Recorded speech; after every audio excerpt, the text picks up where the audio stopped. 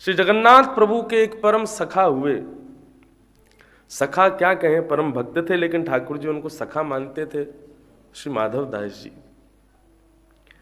नित्य जगन्नाथ जी का दर्शन करते थे, जाकर के अपने कुछ मधुर भाव ठाकुर जी को सुनाया करते थे। जगन्नाथ जी अपने मन की भावना उनसे कहा करते थे। एक दिन श्री जगन्नाथ जी ने अपने मन के भाव कहे। उदास बैठे थे जगन्नाथ जी। माधवदास जी जाकर के बोले, प्यारे लाल जी, आज कैसे उदास बैठे हो आप? ठाकुर जी बोले, अरे नहीं, कुछ नहीं, बस सब ठीक है, आनंद है। बोले, नहीं नहीं प्रभु, बताओ कैसे उदास बैठे हो?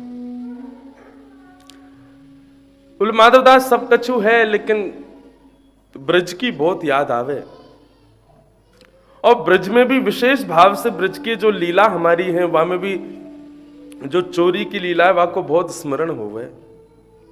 अब यहाँ जगन्नाथपुरी में इतने सुंदर भव्य मंदिर में विराज रहे हैं, ऐसा सुंदर ये जगन्नाथपुरी धाम है, लेकिन यहाँ चोरी को सुख हमें कैसे मिले? माधवदास जी बोले, अब चोरी करके क्या खाओगे प्रभु? आप जगतनाथ हो, जग के लोग आपके सामने हाथ फैलाते हैं, आप सबकी झोली भरते हो, और आप ही चोरी करने की इच्छा रखोगे तो फिर कैसे काम चलेगा? ठाकुर जी बोले, नहीं, हमको बहुत इच्छा हो रही है चोरी करने की।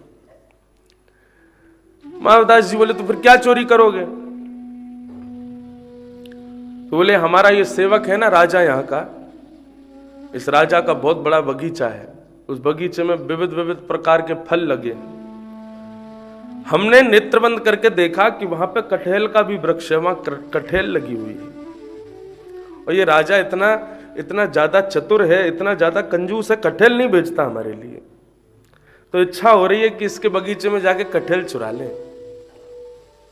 माधवदास जी बोले, तो फिर आपके लिए तो फिर क्या ही असंभव है, कर लो आप। बोले, नहीं नहीं, ऐसे आनंद नहीं आता, ऐसे सुख नहीं, ऐसे चुराना होता तो हम सब कुछ चुरा ले, ब्रज का सा सुख नहीं है। तो माधवदास जी बोले, ब्रज में क्या है ऐसा जो यहां नहीं है? बोले, ब्रज में सखा है, यहां सखा नहीं है। माधवदास जी बोले, अब सखा कहां से लाएं? आपके बगल में बैठे हैं बलभद्र जी, सुभद्रा जी, इनको ले जाओ।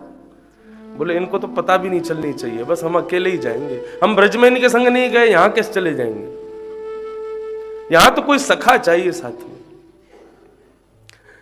वो किसी ना किसी रूप में माधवदास जी कोई संकेत कर रहे थे, बोले, आप चलो मेरे संग में।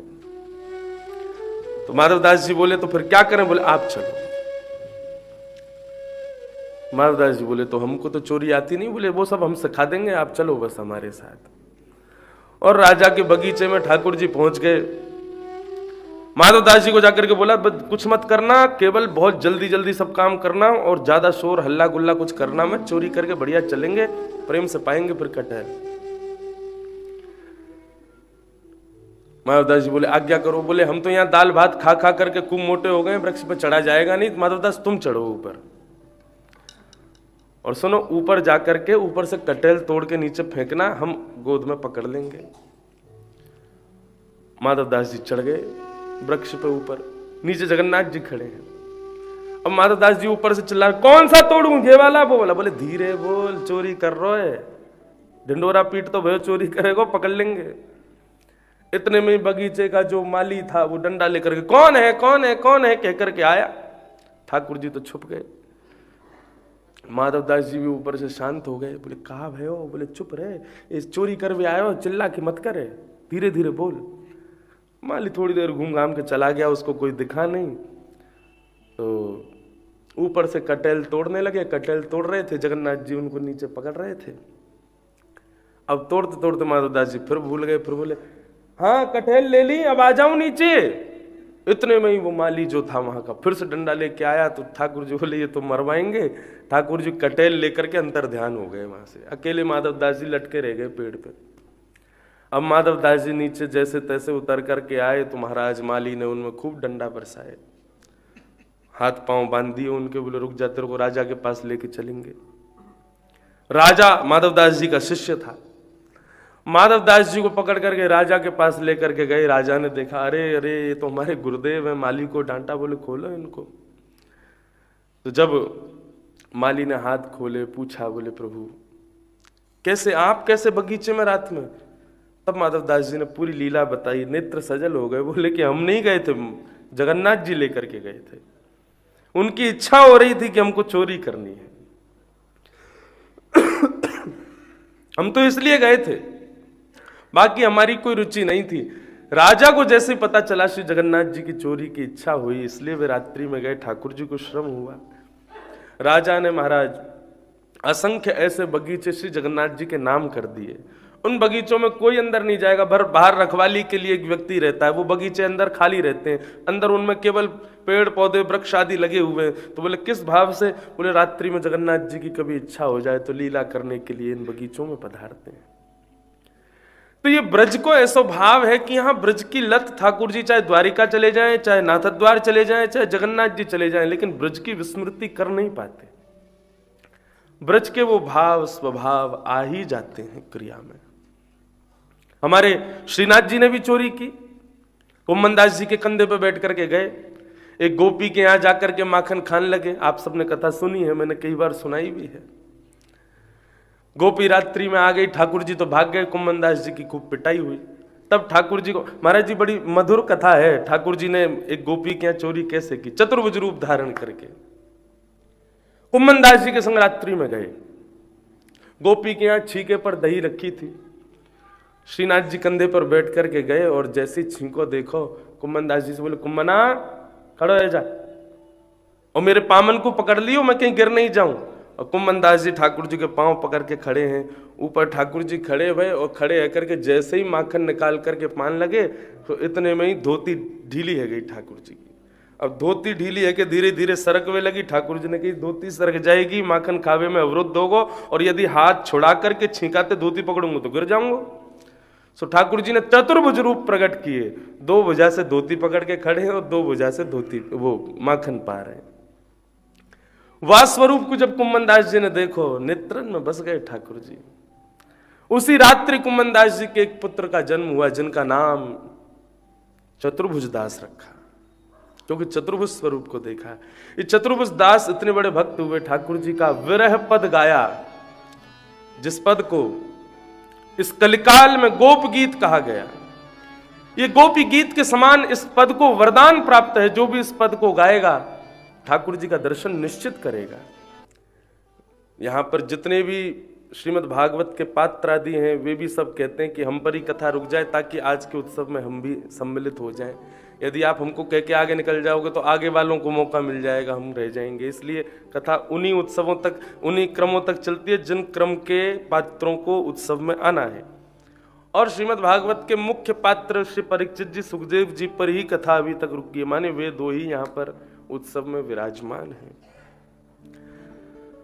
तो कल हमने बड़े प्रेम और भाव से श्रवण किया कि नारद जी महाराज को चतुश्लोकी भागवत श्री ब्रह्मा जी ने प्रदान की, और इसका विस्तारीकरण करो, इस भाव से ब्रह्मा जी ने नारद जी को वह कथा दी। आगे मैत्रेय विदुर संवाद आया, मैत्रेय जी से विदुर जी प्रश्न करते हैं और उसका विदुर जी, श्री मैत्रेय मुनि विदुर जी के प्रश्नों का उत्तर देते हैं। तत्पश्चात सृष्टि का वर्णन पूछा, ये सृष्टि कैसे बनती है, तब संपूर्ण सृष्टि का सृजन कैसे हुआ ये मैत्रेय मुनि ने बताया। भगवान के इस सृष्टि काल में, सृष्टि सृजनकर्ता में ब्रह्मा जी ने प्रथम मानव के रूप में स्वयंभू मनु और शत्रुपा का निर्माण किया। स्वयंभू मनु के 3 पुत्री 2 पुत्र हुए। 3 पुत्री देवहूति, आकुति और प्रसूति, 2 पुत्र हुए प्रियव्रत और उत्तानपाद। अब यहां कथा क्रम में देवहूति का प्रसंग कहा गया। देवहूति का ब्याह ब्रह्मा के छाया पुत्र श्री कर्दम ऋषि के साथ में हुआ, और कर्दम ऋषि के 10वीं संतान के रूप में भगवान कपिल का प्रादुर्भाव हुआ। कपिलोपाख्यान यहाँ पर बड़े भाव से श्री शुकाचार्य जी ने कहा, हम आइए देवहूति कपिल संवाद की ओर प्रस्थान करें। तो राजा स्वयंभू मनु की बेटी है देवहूति। दैवम आहुयति यासा देवहूति, जो देवों का आवाहन करे जो देवतुल्य बालकों को जन्म दे और यथावत देवताओं को ही जन्म दे, उसी को देवहूति कहते हैं।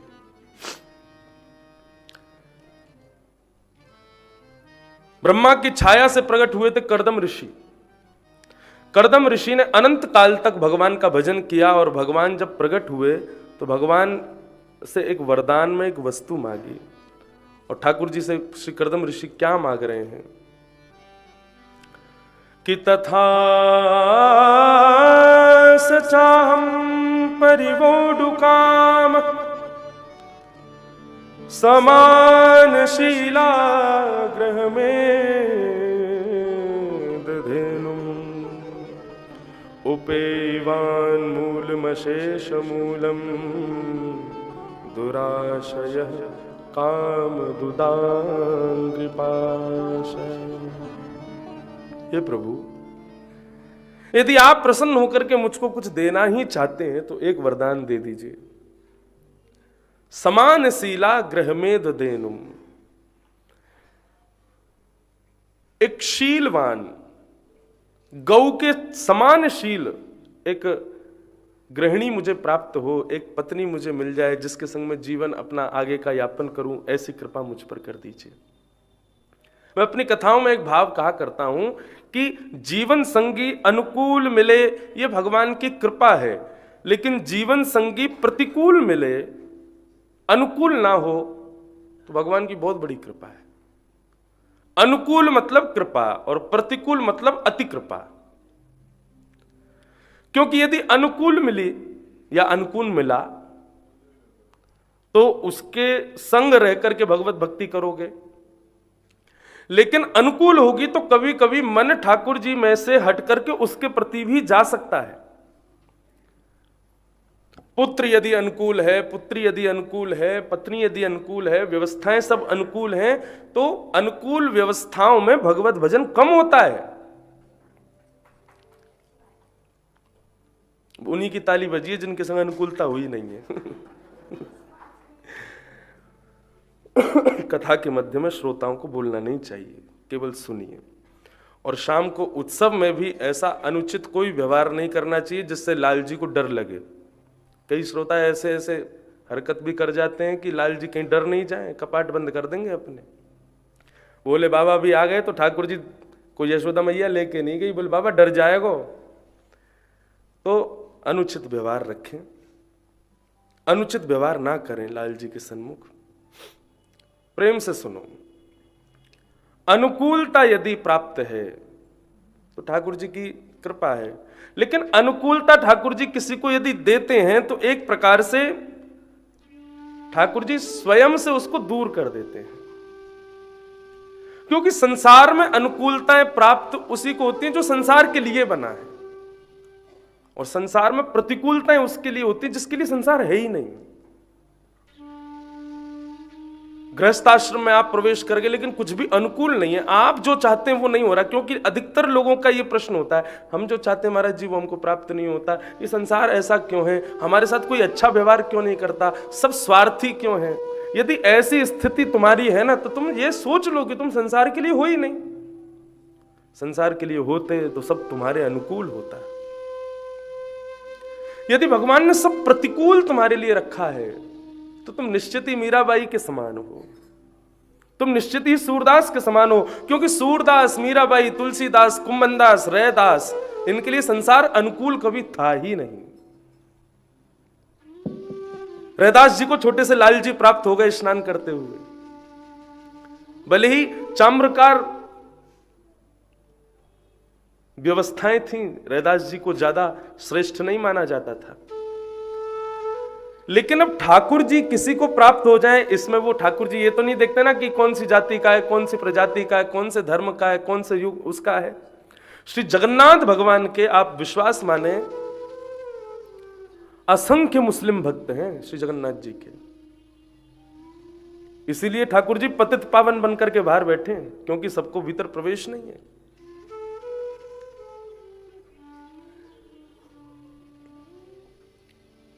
परसों श्री राधा कृष्ण जी महाराज बैठे तो अब जब भी कोई आते हैं लाल जी का दर्शन करने, तो मैं जब बैठता हूँ उनके पास तो मैं जरूर पूछता हूँ, महाराज जी कुछ सुनाओ, कुछ बताओ, श्री जगन्नाथ जी का कोई भाव बताओ, श्री लाल जी का कोई भाव बताओ।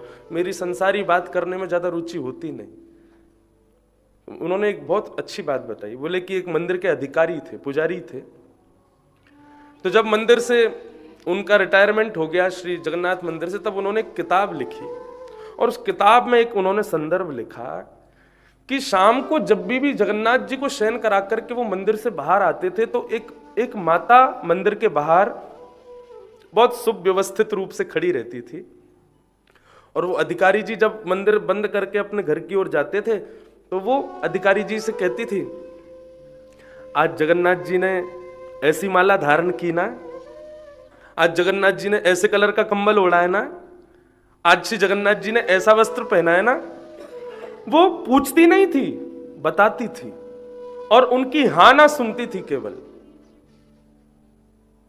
अधिकारी जी कभी कभी चिढ़ जाते थे, बोले तू क्या, तेरा मतलब क्या है, तुम चली जाओ ना, जाके दर्शन कर लो खुद ही। बोले मैं जा नहीं सकती अंदर, मुझे अधिकार नहीं अंदर जाने का। लेकिन वो नित्य पूछती और कहती, आज जगन्नाथ जी ने अधर चुंबित माला, एक श्री जगन्नाथ जी की अत्यंत प्रिय एक स्वरूप है, वो अधर के पास अधर को चुम्बन करती हुई एक माला धारण करते हैं, वो बिल्कुल अधर के पास से धारण करते हैं। आज ठाकुर जी ने अधर चुंबित माला में तुलसी जी को स्वीकार किया ना, रोज ऐसी बातें करती थी। अधिकारी जी कभी कभी परेशान हो जाते थे, कभी कभी खड़े होकर के उसके हाँ ना सब करते थे। एक दिन जैसी मंदिर के बाहर आए तो सामने वो मैया खड़ी नहीं थी, तो अधिकारी जी को थोड़ा सा अटपटा लगा, बोले आज वो मां आई क्यों नहीं। तभी उनको एक नील वर्ण की एक ज्योति दिखाई दी, और उस ज्योति को देख करके ऐसा आकर्षण हुआ कि उस ज्योति के पीछे पीछे वो अधिकारी जी जाने लगे। तो थोड़ी दूर मंदिर के पास कहीं एक पोखर तालाब के बीच से होकर के वो ज्योति एक घर में जाकर के प्रविष्ट हो गई। उस घर में जाकर के जब अधिकारी जी ने अंदर प्रवेश किया, अंदर जाकर के देखा तो वो मैया ध्यानस्थ बैठी हुई है, और उस मैया के ऊपर ऐसे अलमारी जैसी थी, उस अलमारी में श्री जगन्नाथ जी का स्वरूप विराजमान है। अधिकारी जी ने जब जगन्नाथ जी को देखा तो वो छोटे से जगन्नाथ जी में बिल्कुल वैसी आभा प्रभा थी जैसे मूल जगन्नाथ जी में है। उसको देख करके वो आश्चर्यचकित हो गए। तभी पीछे मुड़कर के देखा तो एक व्यक्ति वहीं खड़ा था, उसके लंबी दाढ़ी थी, मूछें नहीं थी। अधिकारी जी ने कहा, भाई तुम कौन। बोले कि मैं इसी घर में रहता हूं। बोले ये कौन है। बोले मेरी पत्नी। देख करके समझ गए ये हिंदू तो नहीं है। तब उन्होंने पूरा वृत्तांत बताया, बोले कि रोज वहां आती है, ऐसा ऐसा करती है। तब उन्होंने कहा हम दोनों मुस्लिम हैं, लेकिन श्री जगन्नाथ जी की हम पर परम कृपा है, हम इस कारण कभी अंदर नहीं जा सकते। हम जगन्नाथपुरी में रहते हुए भी अपने नाथ को कभी देख नहीं सकते, लेकिन इंतजार करते हैं जब श्री जगन्नाथ जी रथ पर बैठ करके आते हैं तो हम दोनों अपने घर की छत पर से ही दंडवत प्रणाम करते हुए नाथ को अपना लेते हैं, स्वीकार करते हैं, प्रणाम करते हैं। अधिकारी जी ने आज उनको कहा कि तुम जगन्नाथ जी को स्वीकार नहीं करते। आज मैंने एक नील ज्योति को तुम्हारे घर में जाते हुए देखा। ये सामने जो तुम्हारे बैठे हैं ये साधारण कोई ठाकुर जी की प्रतिमा नहीं है, साक्षात जगन्नाथ जी तुम्हारे घर में बैठे। मैं इनको प्रणाम करता हूं। ठाकुर जी ये नहीं देखते कि मेरा भक्त कौन है। यदि ये विचार करते तो कभी गजेंद्र पर कृपा नहीं की होती ठाकुर जी ने। यदि ये विचार करते ठाकुर जी तो कभी उस राक्षस के पुत्र प्रहलाद पर कृपा नहीं करते ठाकुर जी। केवल ब्राह्मण ही सर्वस्व है ऐसा नहीं है, ब्राह्मण श्रेष्ठ हैं, लेकिन सर्वस्व तो ठाकुर जी के भक्त हैं, चाहे वो कोई भी हो। भक्त मेरे मुकुट मणि। श्री जगन्नाथ जी के ऐसे अनंत भक्त हुए जिनके लिए ठाकुर जी पतित पावन बन करके बाहर विराज रहे हैं। हमारे यहाँ एक बालक रहते हैं, वो जीयर स्वामी मठ से ही यहाँ पर रहते हैं, अभिषेक नाम है उनका। नित्य का नियम है रोज श्री पतित पावन भगवान का दर्शन जरूर करेगा। वो चाहे जगन्नाथ जी को प्रणाम हो नहीं हो, बोले कि जगन्नाथ जी तो फिर भी गिने चुनों पे कृपा करते हैं, लेकिन ये पतित पावन भगवान तो सब पे कृपा करते हैं। अरे कहां तक कहें, पतित पावन भगवान को लोग भोग भी बाहर से ऐसे दिखा देते हैं तो वो वहीं से स्वीकार कर लेते हैं। ऐसे श्री जगन्नाथ। तो बंधुओं, यदि संसार तुमको प्रतिकूल लगता है तो इस बात को सोच करके प्रसन्न हो जाना कि संसार मेरे लिए है ही नहीं। यदि संसार मेरे लिए अनुकूल होता तो तुमको ठाकुर जी ने संसार के लिए बनाया है, लेकिन संसार यदि प्रतिकूल है तो प्रसन्न रहो ना, संसार तुम्हारे लिए है ही नहीं।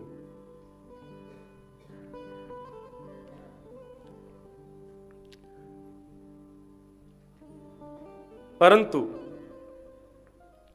कहीं कहीं स्थानों पर अनुकूलता की आवश्यकता पड़ती है। मिल जाए तो अच्छा, ना मिले तो हरी इच्छा। जैसे कि दाम्पत्य जीवन, कई लोगों की इच्छा होती है कि हमारा दाम्पत्य जीवन में जो हमारा जीवन संगी हो वो अनुकूल हो, हमारे जैसा हो। वही इच्छा कर्दम ऋषि की है। इसीलिए 1000 वर्ष तक तपस्या की और तपस्या के बाद मांगा क्या? समान शीला ग्रह में दधेनु, एक गौ की जैसी सीधी साधी कन्या से मेरा ब्याह हो जाए। इतने प्रसन्न हुए भगवान कि भगवान के नेत्र सजल हो गए और एक अश्रु बिंदु प्रकट हुआ, वही बिंदु सरोवर बन गया।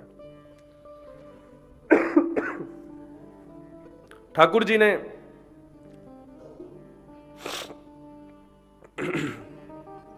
कर्दम ऋषि को कहा कि हम तुमसे बहुत प्रसन्न हैं, तुमने वो मांगा है जिसको सुनकर के मुझे बड़ी प्रसन्नता है।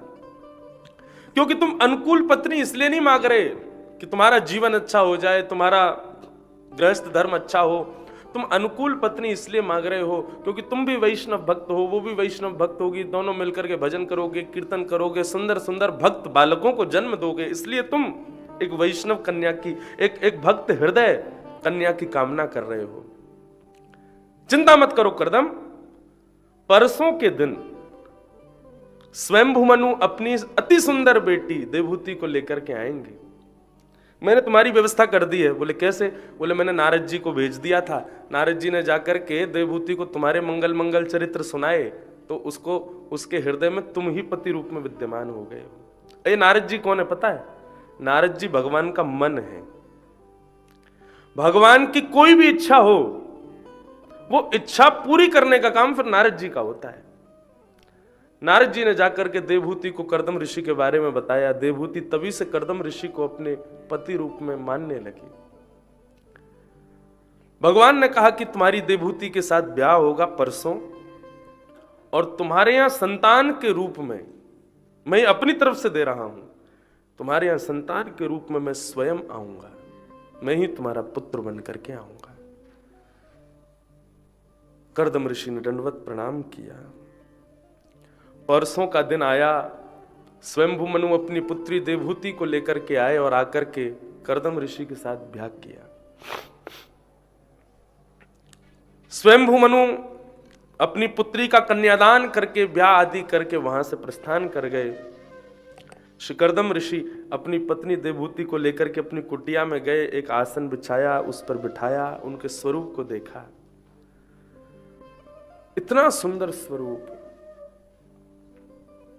मन में विचार करने लगे ये इतनी सुंदर है तो इसको बनाने वाले ने ऐसी सुंदरता की सिंधु बनाई होगी, एक सागर बनाया होगा सुंदरता का। वो सागर कितना सुंदर होगा और वो सागर बनाने वाला कितना सुंदर होगा। और मैं तो ये सोच रहा हूं, वो ठाकुर जी जिन्होंने ऐसे सुंदर सुंदर सब कुछ बनाए, वो ठाकुर जी जिन किशोरी जी के रूप पर सदा मोहित रहते हैं, वो किशोरी जी कितनी सुंदर होंगी।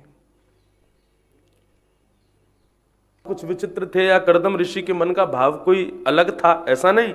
इसके प्रति सद्भाव ही रखो कि कर्दम ऋषि ने इतने वर्षों की समाधि शायद इसलिए लगाई होगी, मुझे तो ऐसा ही लगता है कि वे सोच रहे होंगे ये इतनी सुंदर है, उसको बनाने वाले ठाकुर जी कितने सुंदर होंगे। और वो ठाकुर जी इतने सुंदर ठाकुर जी, जिन किशोरी जी के मुखमंडल को देखते हैं तो अपनी पलकों को पकड़ लेते हैं कहीं झपक ना जाए, इतनी सुंदर किशोरी जी कितनी सुंदर होंगी। इसी विचार में उनके समाधिस्थ हो गए होंगे।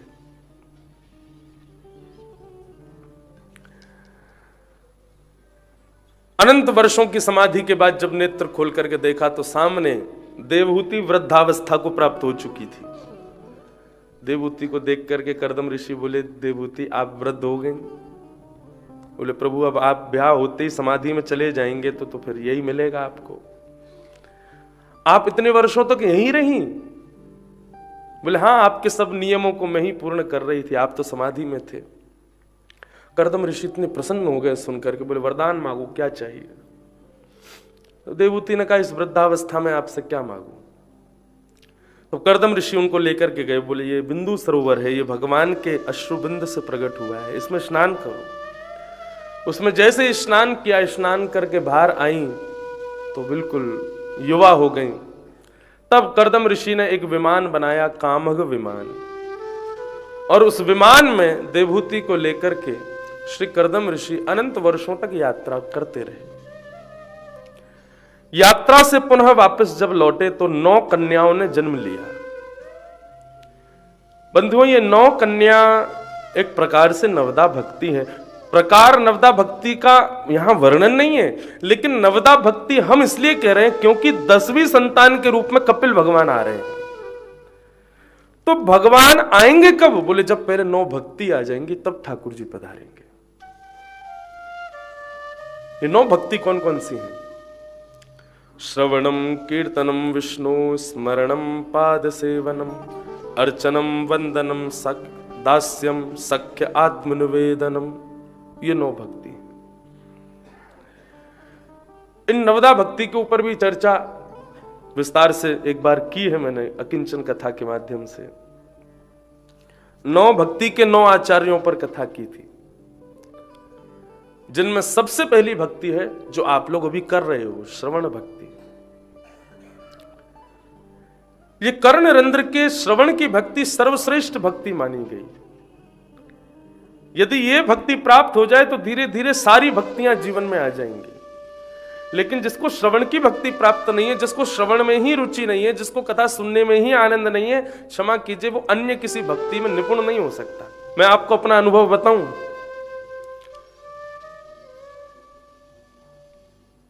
मुझसे जो सर्कल बनाते हैं ना, वो भी बिल्कुल स्पष्ट नहीं बनेगा। सीधा लाइन खिंचवाते हैं कॉपी में, वो भी अच्छी नहीं आएगी। और लिखवाओगे तो इतनी ऐसी राइटिंग है, ऐसा लगेगा कोई डॉक्टर ने लिखा है क्या। डॉक्टर लोगों की राइटिंग, वैसे बुद्धिमान लोगों की राइटिंग ऐसी होती है, कोई पढ़ ही नहीं सकता। डॉक्टर पैरासीटामोल भी लिखता है तो पढ़ ही नहीं सकते, और मेडिकल का स्टोर वाला कोई हो, उसको किसी को दिखा दो वो समझ जाता है कौन सा है, क्या लिखा है। बहुत अच्छा डॉक्टरों की, तो मेरी राइटिंग भी इतनी बढ़िया नहीं है। तो इसका मतलब यह है कि कला से तो मैं दूर दूर तक मेरा कोई संबंध नहीं। लेकिन ये लीला नहीं है ठाकुर जी की तो नहीं, क्या है बताओ। ऐसे इतने छोटे से लाल जी, बड़े ठाकुर जी का श्रृंगार बहुत सहज होता है, क्योंकि उनके श्रृंगार में हाथों का प्रयोग होता है। लेकिन जब लाल जी इतने से हो, ये तो फिर भी बड़ा है, इतने से हैं लाल जी, और लाल जी जब इतने से हो तो उंगलियों से श्रृंगार होता है, ये 2 उंगलियों से। इन 2 ये 4, ये अंगूठा, ये उंगली के अलावा दूसरी कोई चीज कभी ठाकुर जी के प्रयोग में आती नहीं मेरी, इसी से श्रृंगार होता है। और फिर भी बिल्कुल आप कभी गौर से देखें ठाकुर जी को तो एक एक चीज बिल्कुल स्पष्ट आ जाएगी। सारी मालाएं, कानों के कुंडल, आंखों के, बिल्कुल वो पूरा। एक भैया है कुंवर भैया, जो ठाकुर जी का मेरी अनुपस्थिति में थोड़ा वो श्रृंगार कर देते हैं। ठाकुर जी का साज क्या बनेगा, ठाकुर जी का ये, वो सब उन्हीं की बुद्धि रहती है। लेकिन वो भी सुबह सुबह आएंगे या कभी श्रृंगार होगा, महाराज जी, मैंने हाँ लाल जी को थोड़ा आप सब व्यवस्थित कर दो, क्योंकि मुख्य मुख्य जो चीज है ठाकुर जी की वो किसी के हाथों से आएगी नहीं उनकी। जैसे अब नेत्र धारण, अलंकार धारण करते हैं ठाकुर जी, यदि अलंकार नासिका के बीच से जरा भी इधर उधर हो जाए तो ठाकुर जी का रूप ही बदल जाएगा। आप कभी राधा रमन जी में ये चीज अनुभव कीजिएगा, हर गुसाई की सेवा में ठाकुर जी अलग होते हैं। क्यों? क्योंकि सेवक इतने सारे हैं तो सब नेत्र एक जैसे नहीं धराते। कोई ठाकुर जी के नेत्र को अगर नासिका से जरा सा भी दूर कर दे तो ठाकुर जी का मुखमंडल बड़ा हो जाता है, जरा सा नीचा कर दे तो ठाकुर जी का मुखमंडल थोड़ा गोल हो जाता है, जरा सा ऊपर कर दे तो ऐसा लगता है जैसे जगन्नाथ भगवान आ गए हों, ये बड़े बड़े नेत्र खोल के देख रहे हैं। तो ये सब ठाकुर जी की अपनी सेवा वो जैसा जिससे करा मैं। एक बार मैं कहीं गया था कथा के लिए, तो हमारे यहाँ एक पंडित जी थे, लाल जी को ले जा नहीं सकता था, नहीं तो उनको बहुत श्रम हो जाता है। एक पंडित जी, उन्होंने कभी सेवा की नहीं, लेकिन फिर भी मैंने उनको हाथ पकड़ के बिठाया, मैंने कि थोड़ी सी बस एक दिन सेवा कर दो आप ठाकुर जी। बोले आप बता जाओ। मैंने उनको सब बताया, मैंने ऐसे करना ये करना, मैंने ठाकुर जी के अलंकार मत छूना, और ठाकुर जी का माथे का तिलक मत छूना, और ये थोड़ी का हीरा मत छूना, बाकी सब ऐसे करके धरा देना। अब गलती उनसे ये हो गई कि वो थोड़ी सी उंगली लगी तो अलंकार जो ठाकुर जी का निकल गया। अब जब उन्होंने धराया हमारे लाल जी को अलंकार, तो ये वाला अलंकार यहां धरा दिया, ये वाला यहां धरा दिया, ठाकुर जी ऐसे देखें दोनों तरफ। अब जब मैंने आके लाल जी को देखा तो जो कटाक्ष थे ना ठाकुर जी को, कटाक्ष बीच में थे, और ठाकुर जी ऐसे बिल्कुल जैसे कोई कोई जोर से घुमा दे चक्कर आ जाते ना, आंख घूम जाती है, ऐसे लाल जी हो गए। और चंदन लगाने के लिए मैंने तो कहा था कि छोटी छोटी बिंदी धराना, ये पहले की बात है, अब तो मैं भी बहुत कम करता हूँ, क्योंकि उससे भी ठाकुर जी को सर्दी तो लगती है। और जब ज़्यादा हम लोग ठाकुर जी को पत्रावली करते हैं तो पत्रावली सूख जाती है, सूखने के बाद ठाकुर जी गौचारण जाते होंगे तो वो कहीं आंखों पे आती ना हो, इसलिए पत्रावली कभी कभी धराता हूँ। तो पहले मुझे बड़ा शौक था पत्रावली धरवाने का, तो मैं उनको बता के गया ऐसे ठाकुर जी को पत्रावली धरना। तो अब एक पत्रावली क्या, उन्होंने पूरा ऐसे चंदन लगा दिया, लाल जी ऐसे लग रहे थे टटिया स्थान से दीक्षा लेके आए हो, बिल्कुल बाबा जी। ये आंख मुंह नाक, वो चित्र मेरे पास आज भी रखा है, मैंने कभी किसी को दिखाया नहीं। बैठे क्या यहाँ संत जी? कहाँ है? अरे वो बैठे मुफलर पहन के, ये यही महात्मा थे। बहुत विद्वान है, परम विद्वान है, बोलते भी बहुत कम है, गाते भी बहुत मधुर है, लेकिन ठाकुर जी की सेवा ऐसे करते हैं जैसे कोई टटिया स्थान के महात्मा बना देते हैं उनको। हमारे लाल जी को ज्यादा लोग स्पर्श भी नहीं करते, दो तीनों ने ही किया है बस। थोड़ा मातृभाव रखना पड़ता है लाल जी के प्रति कि भाई सब लोग नहीं छूमे लाल जी को, दूर से